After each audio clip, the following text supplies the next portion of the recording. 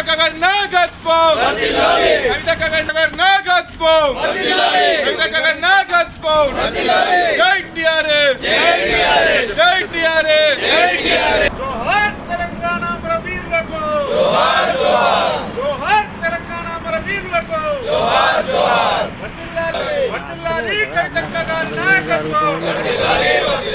జై టిఆర్ఎస్, జై టిఆర్ఎస్.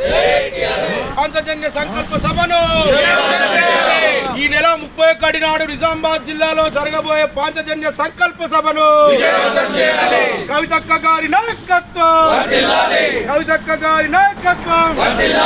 నిజామాబాద్ జిల్లా 31 తారీఖు నాడు జరగబోయే పాంచజన్య సంకల్ప సభను జై తెలంగాణ, జై తెలంగాణ, జై టిఆర్ఎస్. కవితక్క నాయకత్వం, కవితక్క నాయకత్వం. జై తెలంగాణ, జై తెలంగాణ, జై టిఆర్ఎస్. వాడెవ్వడు వీడెవ్వడు, కవితక్క వాడెవ్వడు, వాడెవ్వడు వీడెవ్వడు, కవితక్క వాడెవ్వడు. కవితక్క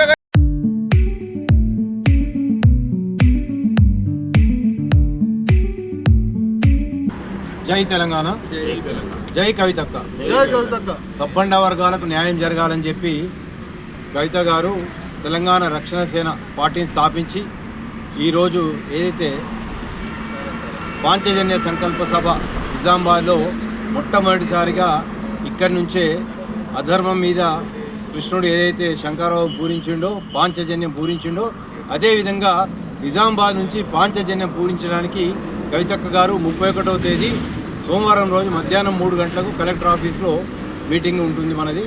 సో ఇక్కడ నిజామాబాద్ జిల్లా ప్రజలు, వివేకవంతులు, విద్యార్థులు, ఆడబిడ్డలు, రైతు, యువత అందరూ ఈ సభలో పాల్గొని ఖచ్చితంగా సభలో విజయవంతం కోరుకుంటున్నాం.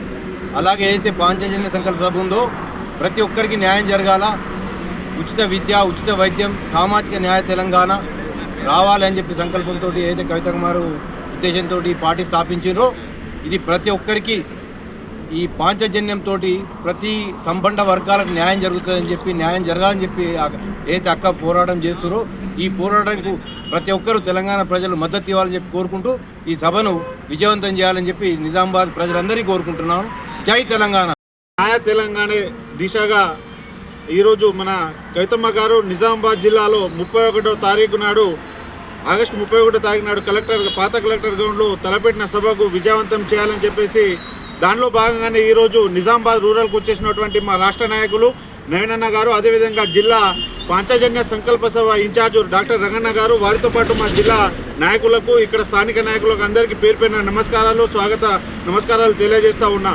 ఈరోజు కవితక్క గారు ఏదైతే ఎంచుకున్నారో పాంచజన్య సంకల్ప సభ, దానిలో భాగంగా పార్టీ పెట్టిన తర్వాత తొలిసారిగా నిజామాబాద్ గడ్డ మీద అడుగు పెట్టబోతా ఉన్నారు 31వ తారీఖు నాడు సోమవారం మధ్యాహ్నం 3 గంటలకు. కావున విజ్ఞప్తి ఏమనగా నిజామాబాద్ రూరల్ ఇక్కడ నియోజకవర్గంలోని 7 మండలాల నాయకులకు, కార్యకర్తలకు, మహిళా మనులకు, విద్యార్థి లోకానికి, మేధావులకు ప్రతి ఒక్కరికి నమస్కరించి తెలియజేస్తూ ఏమనగా మన ఆడబిడ్డ, తెలంగాణ ఆడబిడ్డ, మన నిజామాబాద్ కోడలు కవితమ్మ గారు, ఇంతకుముందు మీరు కవితక్క గారి ఇక్కడ ఏదైతే పార్లమెంట్ సభ్యురాలుగా, అదేవిధంగా ఎమ్మెల్సీగా ఉన్నప్పుడు ఏ విధంగా అభివృద్ధి చేశారో మీరు కళ్ళరా చూసిన వాళ్ళు కాబట్టి ఇంకోసారి మీకు నమస్కరించి తెలియజేస్తున్న ఏమనగా అక్క తలపెట్టిన పాంచజన్య సంకల్ప సభను విజయవంతం చేస్తారని చెప్పేసి ప్రతి తాండా నుంచి, ప్రతి గ్రామం నుంచి, నలుమూలల నుంచి తరలి రావాలని, వేలాదిగా తరలి రావాలని చెప్పేసి అందరినీ కోరుతూ ఈ సభను విజయవంతం చేయాలని చెప్పేసి పేరు పేరున తెలియజేస్తూ ఉన్నాను. అదేవిధంగా ఇక్కడ మా నిజామాబాద్ రూరల్లో ఉన్న బంజారా నాయకులకు,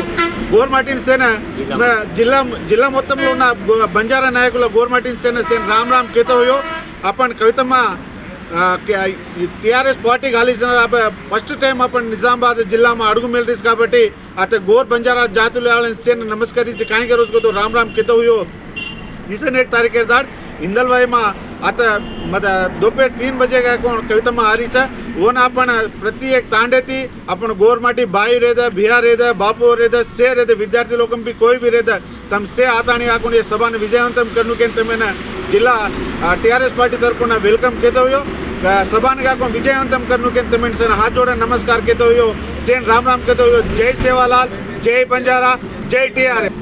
ఆగస్టు 31వ తేదీన సోమవారం రోజున నిజామాబాద్లోని కలెక్టర్ గ్రౌండ్ లోపల టీఆర్ఎస్ పార్టీ యొక్క పాంచజన్య సభ ఏదైతే జరగబోతా ఉన్నదో కవితక్క గారు దాని లోపల పాల్గొనబోతా ఉన్నారు.